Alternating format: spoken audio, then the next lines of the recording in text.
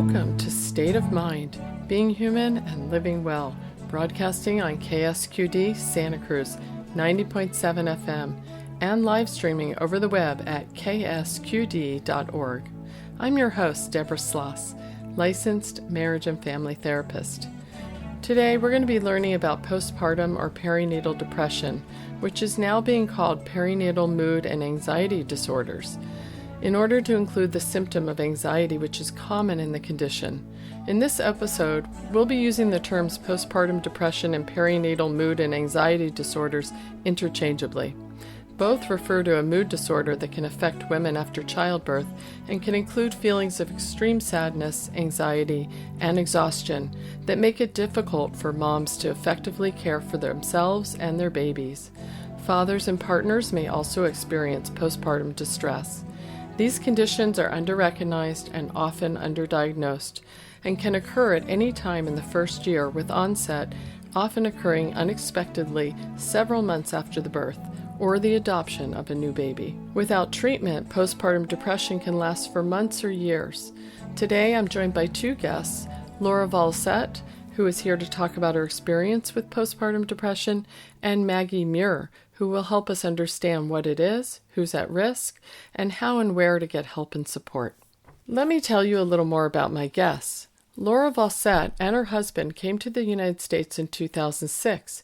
Laura had her twins in January of 2012, and her journey through postpartum depression began when they were about 5 to 6 months old. Maggie Muir is a licensed psychotherapist and a board-certified lactation consultant. She is a mother and grandmother and has devoted her career to supporting family wellness through the childbearing years.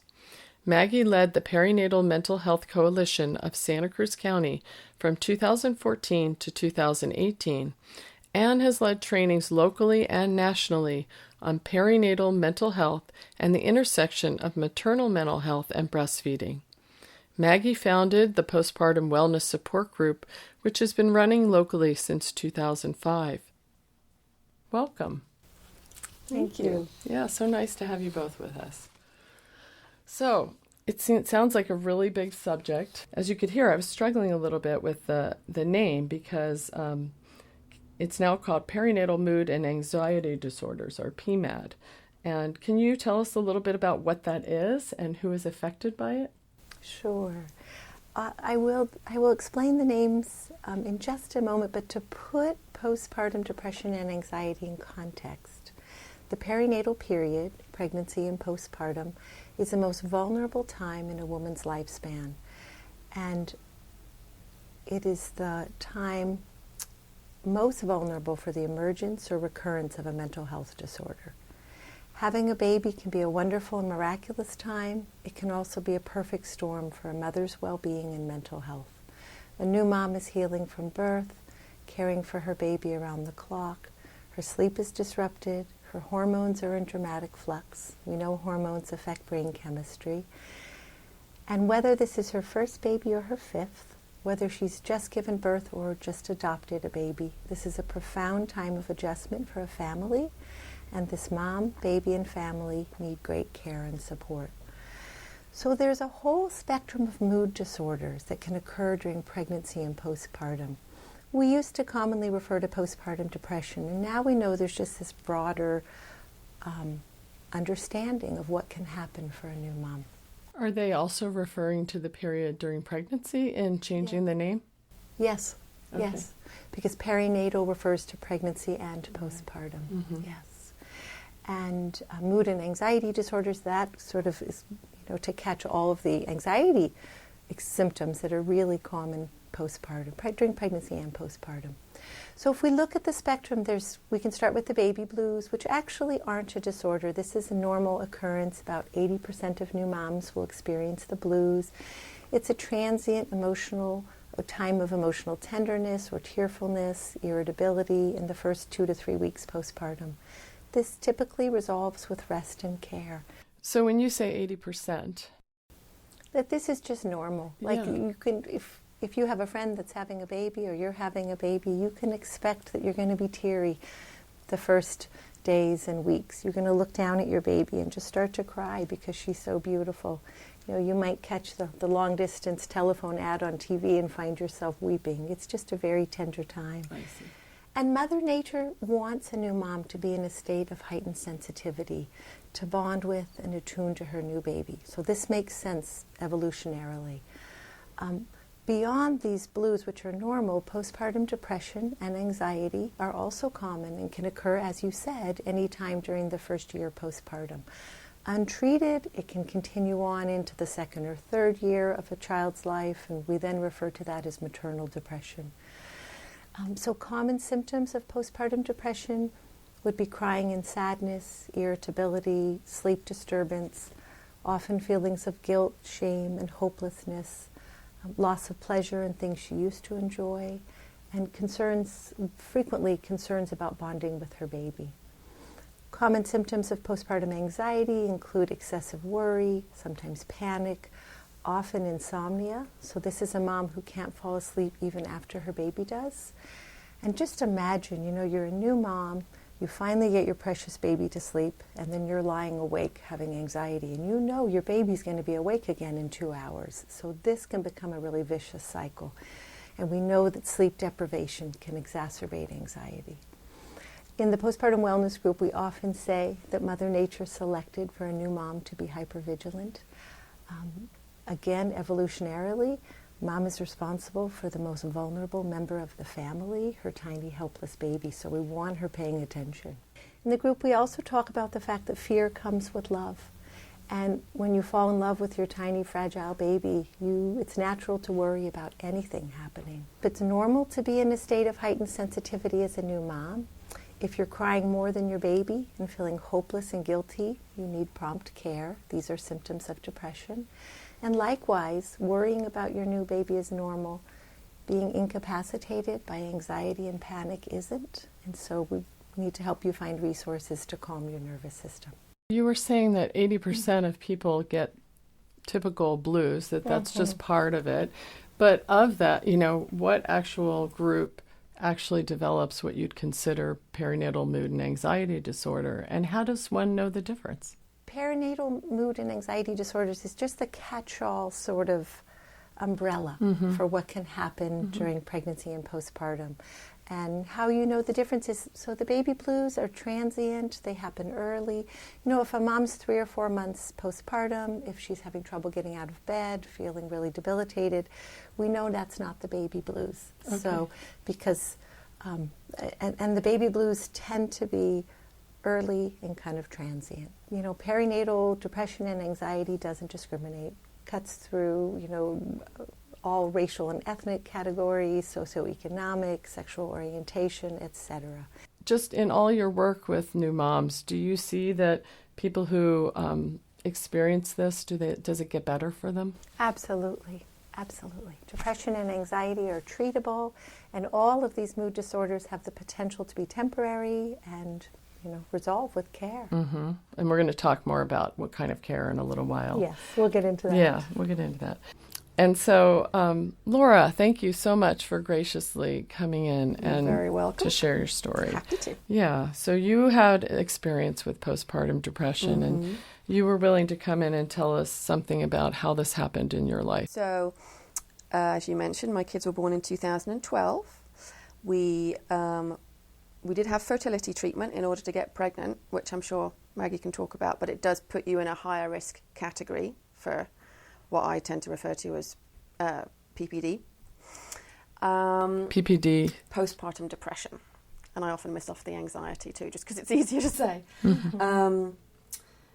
So everything was fine. Pregnancy went well. Had a lot of sickness, but that was okay. C-section was fine. And then about 3 months after the birth, my milk supply fell away. So, you know, I tried a bunch of different things. There was probably some hormonal upheaval going on at the time too. And I stopped breastfeeding. Looking back, that may have been a contributory factor. Who knows, really. And then a few weeks after that, I started to feel very homesick. And I get bouts of homesickness from time to time, missing my parents and my family in the UK. I should mention as well that my mum and dad were here for the birth, And then they went home about, I think 4 weeks postpartum. So I was missing them.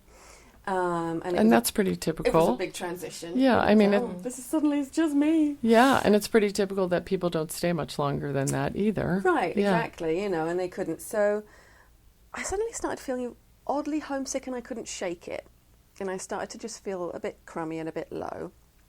And so I talked to my husband, Einar, who's been wonderful, and he suggested I talk to my OB. So I went to my OB and talked to her, and she said, I think you might have a light case of postpartum depression.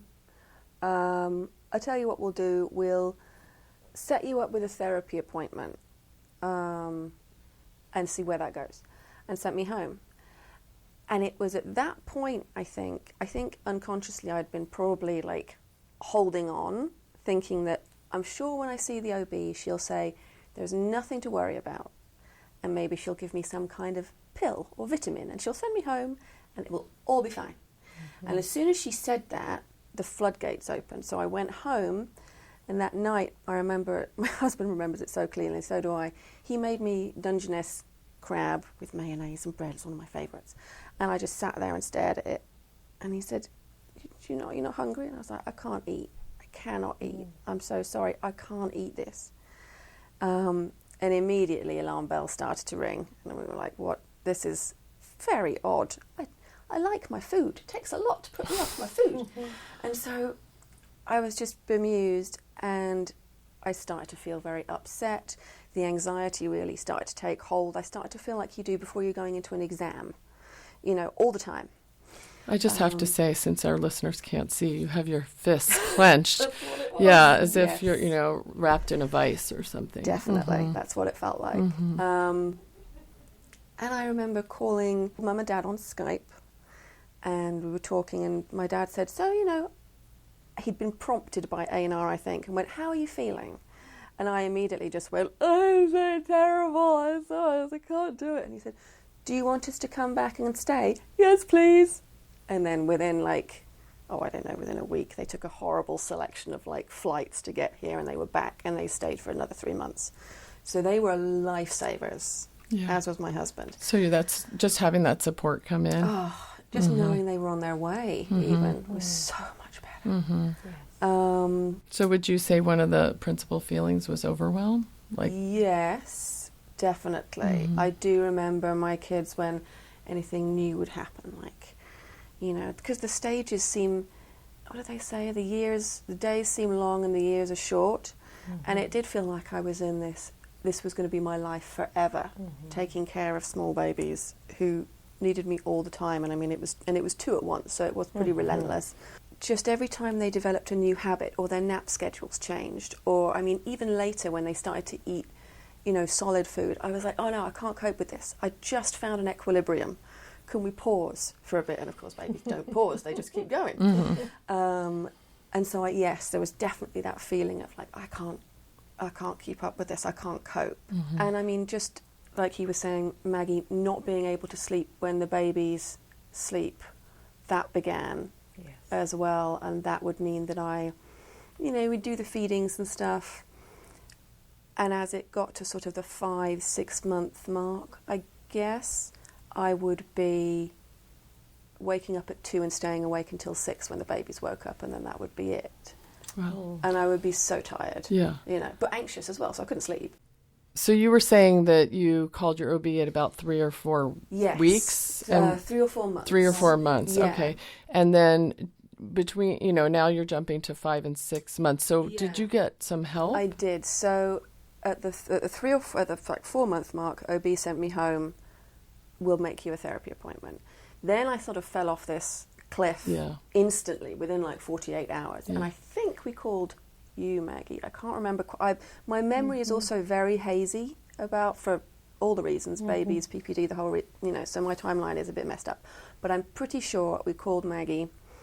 And one of the things I think you said was, call your doctor again, because this is now urgent, and then you're going to call me back and let me know you've made that call. So it also held me accountable. I had to do something. And then my husband was making sure I did all these things. And, you know, so that happened. Called Maggie, called my doctor again, got in really quickly to see a therapist, Janine Layton, who is amazing, and she's a specialist in perinatal mood disorders. So we went in for an appointment with her, and then concurrently I also had an appointment with a wonderful nurse practitioner who set me up with meds. So we did it all at once. It was very quick, very prompt.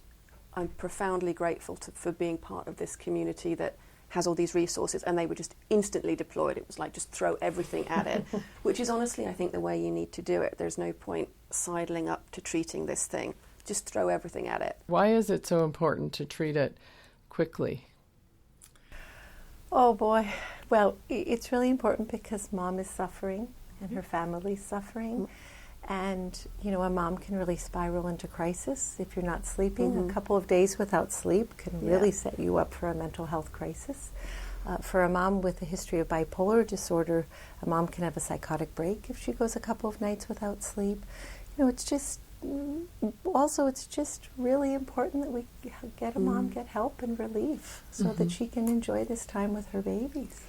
Would you say as well that it takes, the longer you leave it, the longer it takes to heal, or can take? Thank you, Laura. Yes, prompt treatment is the most helpful, and the sooner you get help, the easier it is to recover. Right. This is true with any illness. You know, it's like we don't want symptomatology to get really entrenched. We don't want things to really progress to the point where it's kind of chronic. Yes, it's chronic.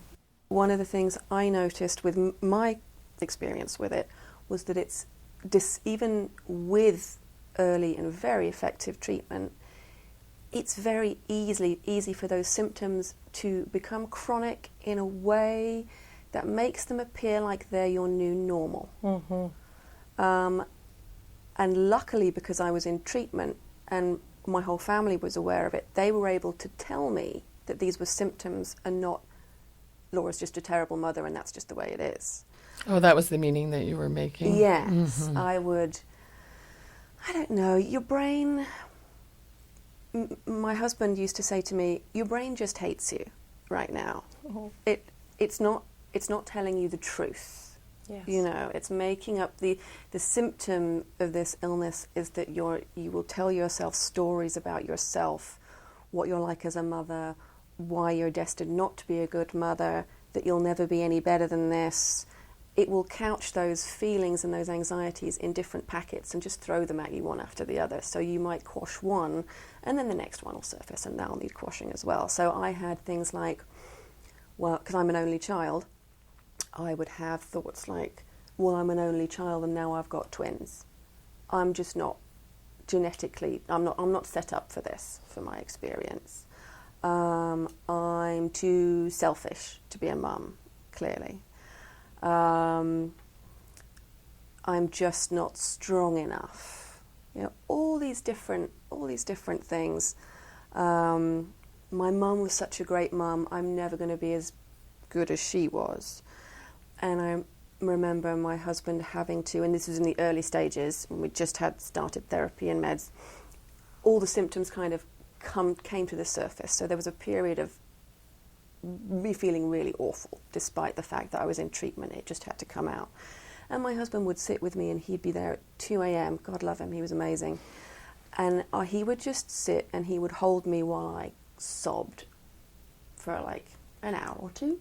And I would tell him what I was thinking and he would reiterate to me again and again, this is not the truth, this is just something your brain is telling you, this is a symptom of your condition, this is not you as a mother, this is not reality. Right, or who you are. Or who I am. But I had to have him say that. Without that perspective, it would have been incredibly hard to do that continuous marathon mental Right, to get out from under those messages that you were hearing. Yes, because they're continuous, and that's part of the symptom, which was for me anyway. Yeah. You're describing this in such a clear way for all of our listeners. It's so confusing. You expect to be exhausted as a new mom. You expect that your sleep will be disrupted, and you had 2 beautiful babies to take care of. But then when you kind of slip into that cycle of anxiety where you can't sleep, and depression can really distort your thinking. So instead of recognizing I am really depleted, I'm really depressed, the message is I'm a bad mom, I can't do this. That's right. And it's so wonderful that your husband was able to meet you right there and challenge that was thinking. amazing. That was really insightful of him, too, not to get seduced by those messages, too, because they're relentless, right? It sounds like when you were describing them. You're tuned to listener-supported 90.7 FM KSQD Santa Cruz, K-Squid, many voices, one station. And this is State of Mind, being human and living well. I'm your host, Deborah Sloss, and I'm here talking with guests Laura Valsett and Maggie Muir about perinatal mood and anxiety disorders, or what is more commonly known as postpartum depression. KSQD thanks Nursing Mothers Council for supporting State of Mind. Nursing Mothers Council provides free phone or in-home breastfeeding assistance to families in Santa Cruz County and beyond. Contact nursingmothers.org. Thank you, Nursing Mothers Council, for supporting Community Radio, K-Squid 90.7 FM. Back to our interview. Maggie, you were just getting ready to respond to some things that Laura had said. Oh, I wanted to ask you, Laura, did Einar come with you to counseling sessions? He did. I think he may have come with me to the first one, I think. Great. Just so that he could get a handle on it. It can be so helpful for partners to get some guidance and to, there are some simple things when a mom's really in distress, when her partner can say, you're doing a good job, we're going to find our way through this, you're a wonderful mother, and there's help available. I mean, there are some really simple things that can be so helpful. Yeah, and my husband, I think like quite a lot of partners, he's a solver. He likes to fix things. And I think Janine, my therapist, said, when you go home, make sure she has small pieces of protein and dairy, like cheese, ham, something like that in the fridge that she doesn't, because she doesn't want to eat. So you have to make it super easy for her to get something, just like every hour I'd go and have a handful of it. And he bought, I think, Ensure or something, to make, and stood over me while I drank it initially. The liquid protein drinks you're talking about. Yeah, because I wouldn't actually eat anything. I just couldn't face it. And he's like, well, I'll get you this. You've got to drink it. And he would stand over me while I drank it. And then he would feel all right that I'd actually consumed something. And then when I started to be able to eat again, he would get me small pieces of protein. But that, giving him, it helped him as well as me, I think, having practical steps to take. To help the situation. That was, okay, we can get our way through this. Yeah. But I do remember walking into Janine's office and it was just like tear, wall-to-wall sobbing. And I think she's probably seen this many times before, so it didn't faze her. But I was just a complete blubbery mess. And I remember she said to me, just like you did earlier, Maggie, she's like, this isn't forever. This is an illness and it will go away. And for some reason I was just so relieved by that, because I think I'd convinced myself that this was it. It was just, I was going to be left like this. At some point I was never going to be whole again. And so to hear that it would eventually go away was great. And also in terms of the timing, I know I mentioned that we'd been warned about postpartum. Why were you warned? I think largely because we were in the risk group with having had fertility treatment and multiple babies as well. So there were 2 risk factors. Multiple babies at once and the IVF puts you in a risk group. So they just gave us a gentle, keep an eye out. But one of the things they said, be particularly aware of this in the first 3 months. And so we were on the lookout for it for the first 3 months. And then we were like, oh, done, made it, out from under the wire, don't need to worry about that anymore. So when it hit later on, it sort of caught us on the back foot, but we very quickly got in line with it. But it was a shock, even though we'd been sort of prepared for it. And it was nice talking to Janine again when I walked in for that first appointment, because I said, well, it's 5 or 6 months down the line. This is just who I am as a mother. It's been half a year. And she went, no, that's classic. That is very, very typical. Mm-hmm. And again, I was like, no, really? Oh, okay. Because the last thing you want to hear when you walk into a doctor's office is, oh, this is very unusual. Right. Let's get the students in. You're a one and only case. Right. But when she was like, nah, you're just run of the mill. I was like, oh, thank you for that. That was great. And if I may add, we see, perinatal depression can occur anytime in the first year postpartum. Often it's 3 or 4 months out that it begins. And if we think about this in a practical way, at that point a lot of the help has fallen away, and the exhaustion and the sleep disruption has really caught up with you. And it's also very common that you had some breastfeeding challenges and had stopped breastfeeding. Understandably, it can get challenging with the situations you were describing, and breastfeeding can be protective. It has, Mother Nature again has a plan. The hormones of breastfeeding are calming, and so sometimes if a mother, after she's weaned her babies, will go into a dip of depression. And sometimes mothers will think, oh, breastfeeding is the problem. It's exhausting me. And they'll stop breastfeeding, and then they'll dip because they've lost some of the protection of those hormones. So.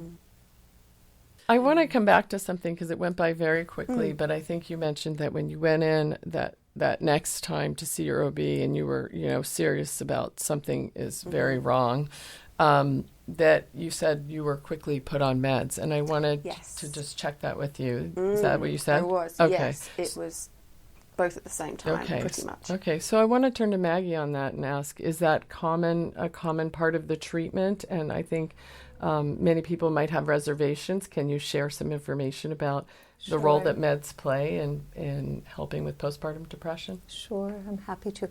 Meds can be a lifesaver. So for a serious depression like you're describing, Laura, it can really lift a mom up and help her recover. Probably the gold standard would be meds and counseling. What's helpful for listeners to know is that there are a lot of medications that are safe to take when breastfeeding. And if, occasionally a mom needs medications that aren't safe to take while breastfeeding, some of the antipsychotics used for bipolar depression aren't compatible with breastfeeding. And in that case, the most important thing that a baby needs is a healthy mom, and that a mom needs is effective treatment. So the most important thing is that mom's health. And what we like to tell a mom who does need to wean is that every time she feeds her baby the bottle, she's feeding her baby with love. So you just picture that mama wrapping her arms around her baby, feeding her baby with love, and knowing that taking care of herself and getting effective treatment is everything. But just to clarify, there are many meds that can be taken, medications, it sounds like, Yes. while breastfeeding that are safe. Yes, and most of the antidepressants are compatible with breastfeeding. If a mom, and she can get a prescription from her midwife, her OB, some primary care provider. Sometimes she'll be referred to a psychiatrist, or I think you saw Kathy Johnson. I did, Yeah. Psychiatric nurse. Psychiatric nurse lovely. practitioner. She's another wonderful resource in town. I should also mention that just by the by, it can be useful for both partners and patients to be aware that not everyone in the medical profession is quite as forward thinking, because I do have friends who've gone in and have been told explicitly, no, we know you're depressed, but we can't give you anything because you're breastfeeding. Yes. And just sent them away. So you really want to see someone who's savvy about... Yes, once you reach the right group of people, they'll know. That's such a good point you brought up, Laura. And fortunately, we are making progress in this area with information. And I think certainly an OB care provider, a midwife or OB, is a good starting place because they're very familiar with these concerns. Okay. Yeah. And other than that, just find somebody who has specialized training in perinatal care. Okay. Is there a organization or anything that people could call to find local providers in their area who have that expertise? We have one of the resources listed. Our local Perinatal Mental Health Coalition has a website. It's speakupsantacruz.org. We don't yet have care providers or practitioners listed, but I think that's something that we've talked about doing, is having a sort of a database of practitioners who have specialized training in treating perinatal mood disorders. But certainly you can just call and ask. I mean, that's another thing. If you're going to receive counseling, you can call your insurance and say, I'd like somebody who has specialized training in postpartum depression and anxiety. You could have, this is a nice role that a support person, sometimes a support person can make these outreach calls, help a mom find resources. You're tuned to listener-supported 90.7 FM KSQD, K-Squid, Community Radio for the Monterey Bay. And this is State of Mind, Being Human and Living Well. We're also live streaming over the web at ksqd.org. Now you can tune in to KSQD anytime through your home smart speaker by saying, play K-Squid on TuneIn. You can also now listen, download, or subscribe to State of Mind shows on Apple Podcasts and Google Play Music. In case you're just joining us, I'm your host, Deborah Sloss, and I'm here talking with two guests, Laura Valsett and Maggie Muir, and we're discussing what traditionally has been called postpartum depression and is now being known as perinatal mood and anxiety disorders. We're hearing about how Laura was overwhelmed by this condition after the birth of her twins and how she found her way through it. Maggie is helping us learn more about who is affected and where to find help and support. Back to our interview. So we were talking a little while ago about medications, and I am curious, did you have any reservations yourself? Because I find that people just, for all kinds of reasons, have reservations about using medications. At the time, I think I was so desperate that no. As long as they were okay, potentially if I was still breastfeeding a little,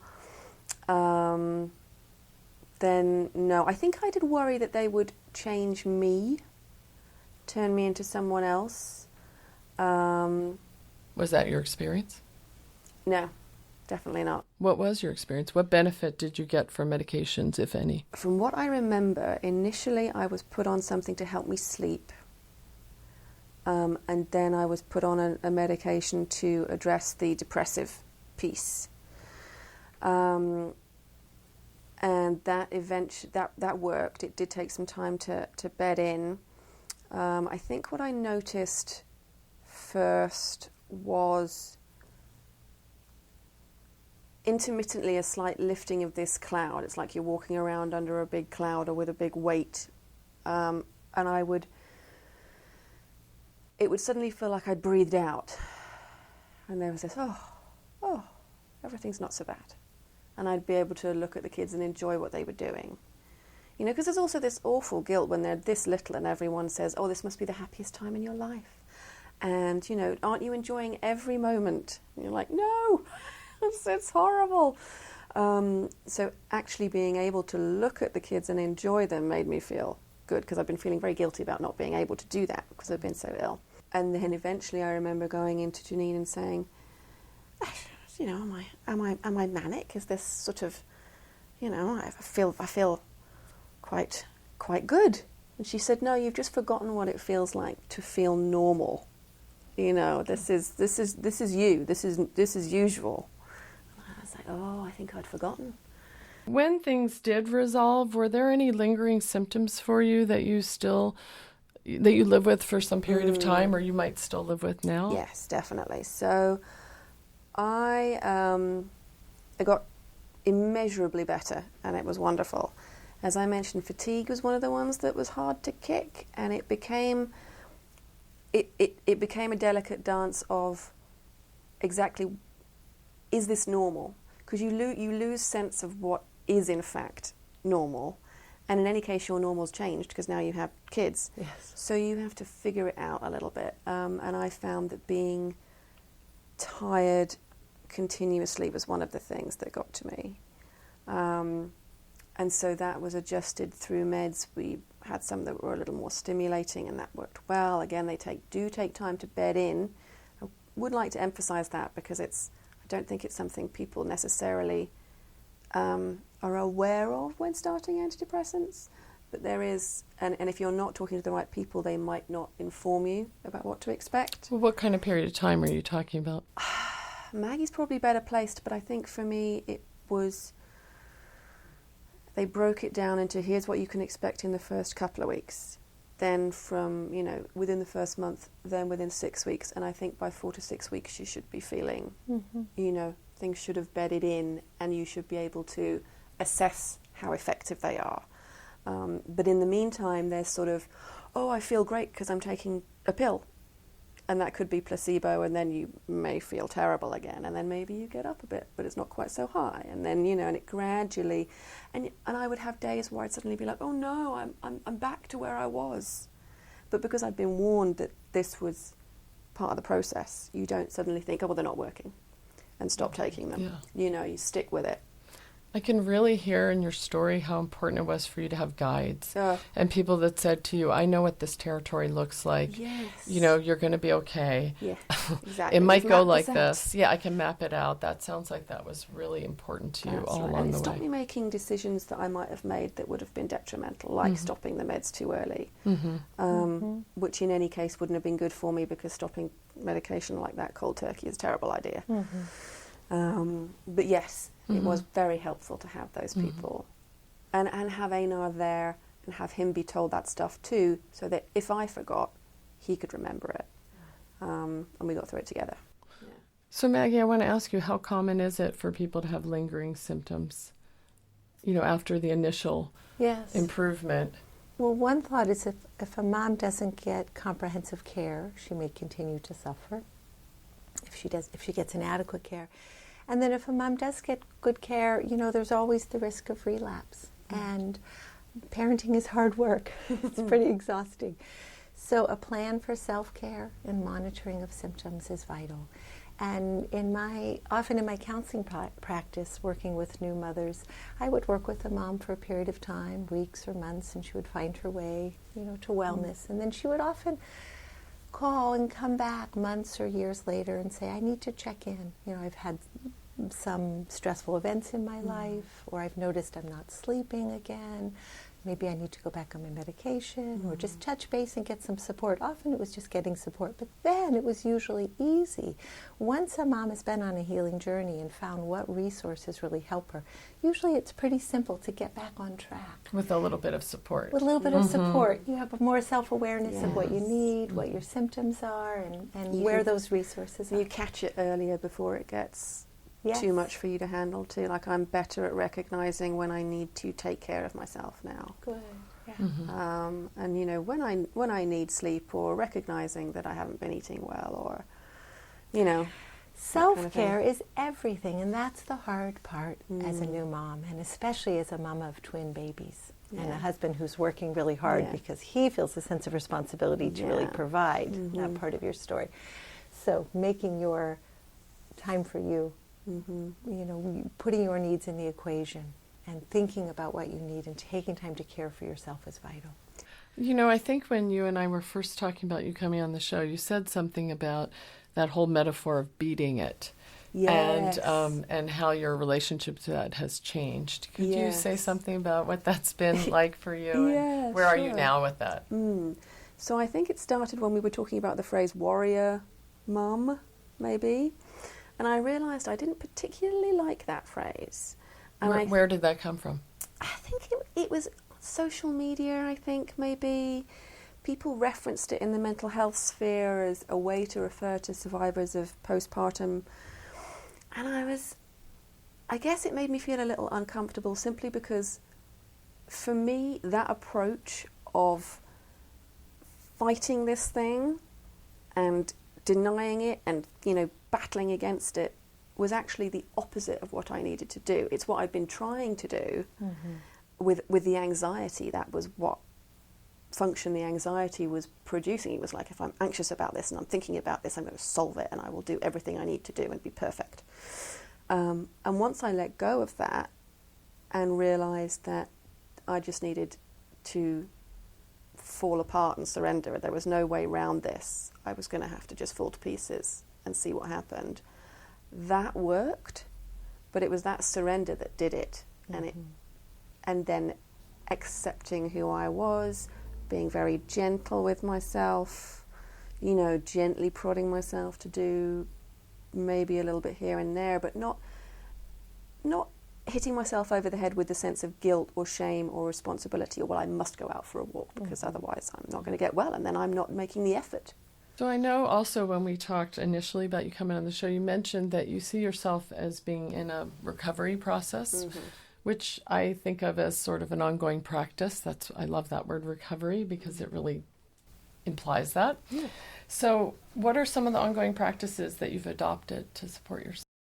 So I take pretty good care of my sleep.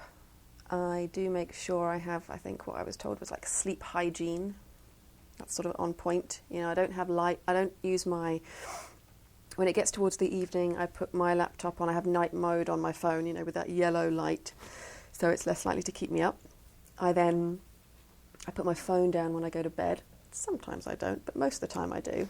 Put it down to charge and read a book, and that'll send me to sleep. I'm also fairly proactive when it comes to things like taking meds for a headache. Whereas I used to just think, oh, I'll just live with it, it'll go away. Now my headaches don't tend to. I'm sure it's like something to do with being older and hormones and whatever, but I'm now, if I sense a headache coming on, I will take a couple of ibuprofen, just to know that I've, you know, done my best with it, and then most of the time it will subside. So just little things like that. Exercise, even if it's just sort of walking the dog, something like that. That's good to do, and I notice when I haven't done it in a while. I also do artwork. That was a big part of my healing process when I just started to get better, and keeping up with elements of that has been really, really helpful. So I do that as well. And then occasionally going to therapy. That's been really helpful, and just starting to recognize certain aspects of my personality that may make me vulnerable to not feeling so great, or certain things I find hard, stress points in my life that may not be for other people, but I find difficult, and recognizing those and learning how to preempt that or deal with it. You know, that I think it's come honestly with getting older too. You realize your own patterns of thought. You know. Yeah. But that's one of the things that postpartum did actually in therapy, was sort of help me realize personal tics that I have.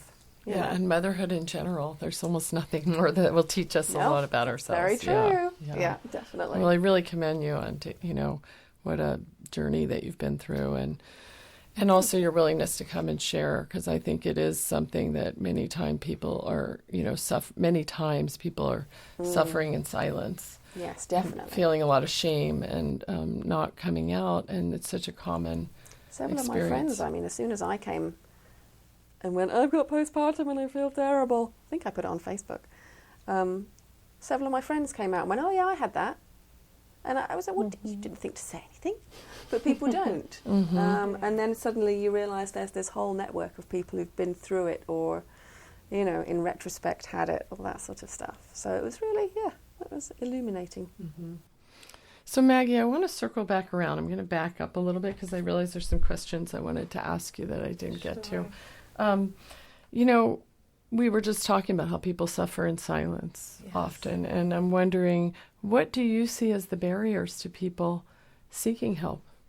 There are some barriers that are really specific to new motherhood. So one of them is that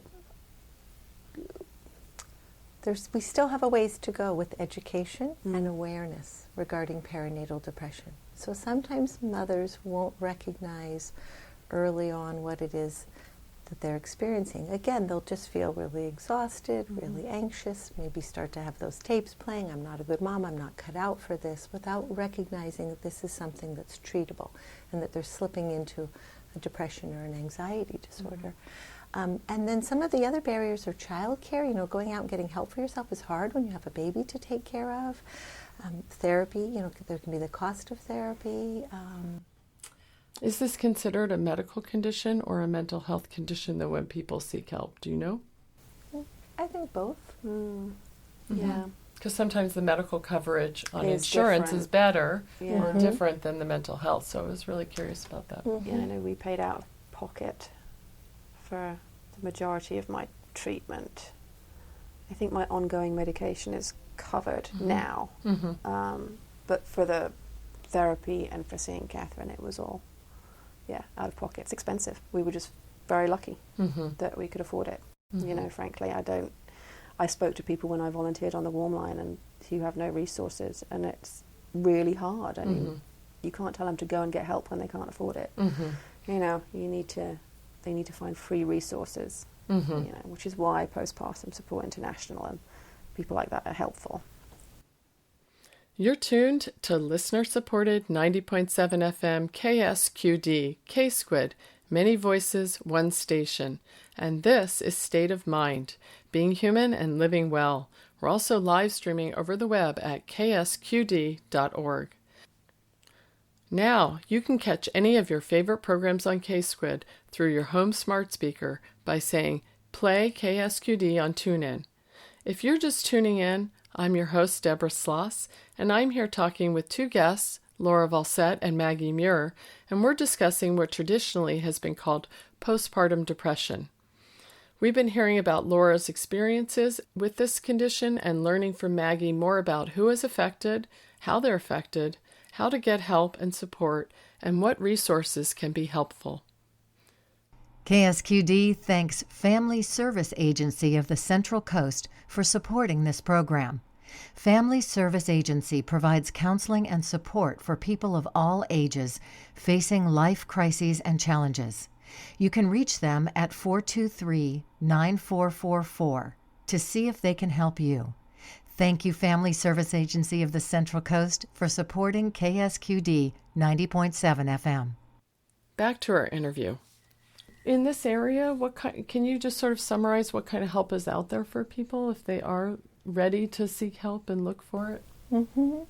So one of the resources that we have locally is we have our postpartum wellness support group. It meets on Monday mornings at Sutter Hospital, and this is a lovely community of mothers. This group is free, and you can bring your baby, so we get around some of the barriers that way. It's led by a licensed mental health practitioner, Janine Layton, who Laura's been mentioning. She's wonderful. She's a wonderfully skilled psychotherapist and has wonderful sensitivity to the needs of new mothers. Janine and I both lead that group. We alternate weeks, so we're not both there at the same time, but one of us is leading that group. We start that group with mindfulness, with some breath work and relaxation. Again, recognizing that the common need to calm a new mother's nervous system, as anxiety is such a common symptom. Then we go around the circle and mothers check in. We often start with something that's going well. That kind of keeps our group uplifted, but then also mothers get real and they talk about all sorts of challenges that they're having. It's a safe place to talk about what you're experiencing, and every week I'm inspired by the compassionate support that gets offered mother to mother. So that's a resource. Then there are just lots of other resources for new parents to get support in our community. You know, there's postpartum yoga, and these aren't specific to perinatal mental health, but we do live in a great community for support for new families, new parent support groups, walking groups, things like that. A lot of those resources can be found on the BirthNet website, and that's a local treasure that we have. Our Santa Cruz Birth Network, that's listed. You know, I'm just thinking, Laura, I mean, you've been through quite a journey, and I'm wondering, you know, what advice would you offer to other women or possibly even men who are having a difficult time following the arrival of their babies? Yeah. I would say you have nothing to lose by seeking help if you can afford, you know, to do it. I was like, well, there's no point waiting. Don't wait for it to get better. The worst that's going to happen is you're going to go in and someone's going to say, oh, you're fine. Go away. You're fine. Totally okay. But most of the time, if you get in, if you're slightly worried, just having a conversation about it can help. So I would say do it. If you're slightly worried, have a conversation. Do it early. Don't wait until it's embedded itself. Because it can sometimes be hard for partners.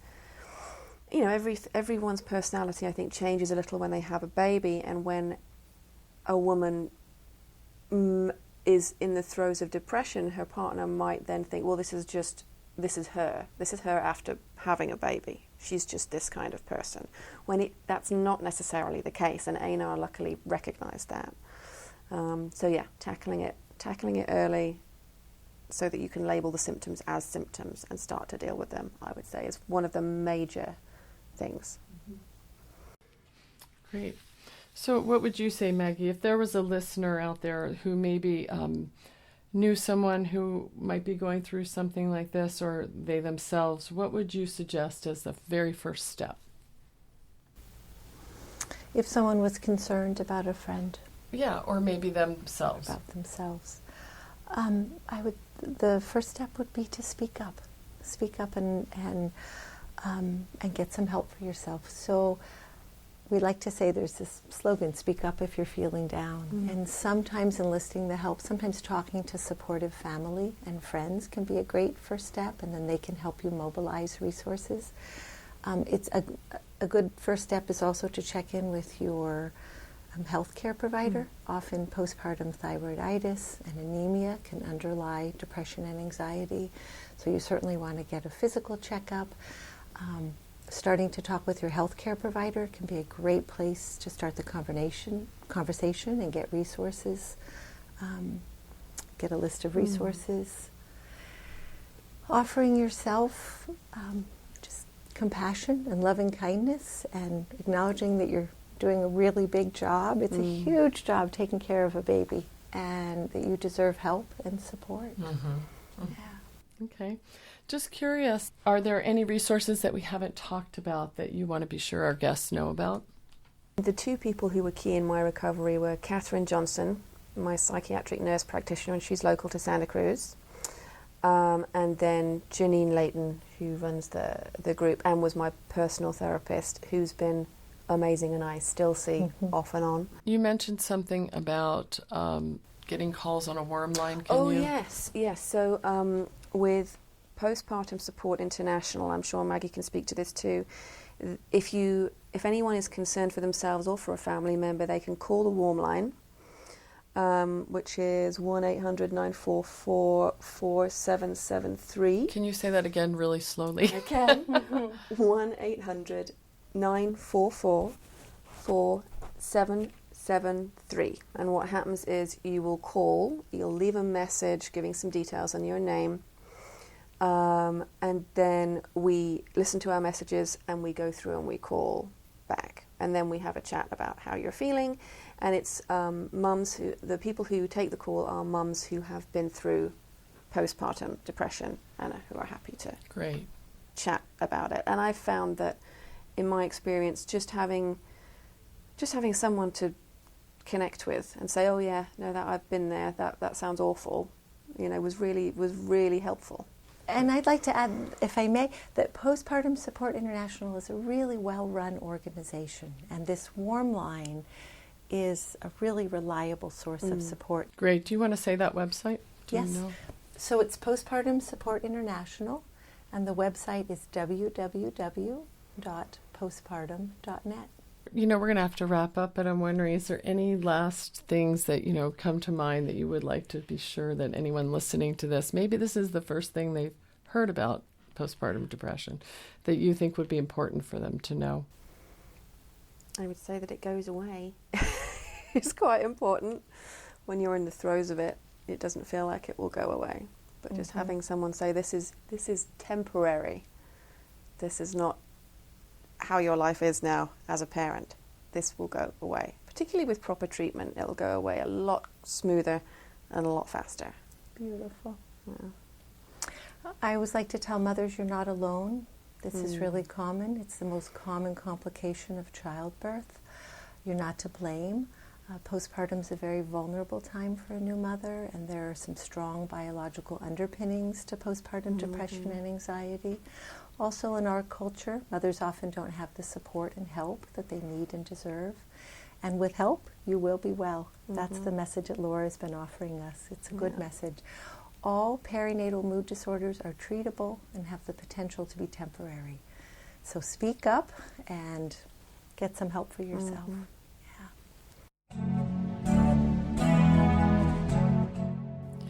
I'm your host, Deborah Sloss. And I want to say thank you again to my guests today, Laura Valsett and Maggie Muir. And thanks to you for joining us here on State of Mind, Being Human and Living Well. To hear more conversations about mental health and wellness here on California's Central Coast, join me on the first Sunday of every month from 6 to 7 p.m. right here at K-Squid, 90.7 FM. You can also find all the podcast episodes of this show on our ksqd.org website by typing State of Mind in the search bar. This is Community Radio, and we want to hear our listeners' stories and questions. In our shows, we seek to educate by featuring personal stories of mental health recovery and wellness and the sharing of resources. So give us a call or email us if you have a topic idea or you have an experience you think would be of interest to our listeners. Or if you have questions you'd like us to ask our guests. You may just become part of one of our future shows as one of our valued listeners. So call us at 831-824-4324. Say your name and leave a 1 to 3 minute message. Or email us at debra.stateofmind@ksqd.org. These are some of the upcoming show topics that you might want to comment on. The mental health effects of Lyme disease, grandparents raising their grandchildren, and eating disorders. I want to say a special thanks to my co-producer, Lauren Fine, for lending her technical expertise and her general wizardry to bring this show to you. Also thanks to Jennifer Young, who has just joined us to assist with research and outreach. And finally, thanks to acoustic guitarist Adrian Legg for composing, performing, and donating the use of our theme music. This is listener-supported community radio, so that means we want and we need to hear from you. So let us know what you think about this or any of the shows you're hearing here on KSQD. Just send us an email at onair, that's ONAIR, @ksqd.org, or call 831-900-5773. This is KSQD Santa Cruz. Just remember, 90.7 FM, K-Squid, your ink spout on the dial. Stay with us.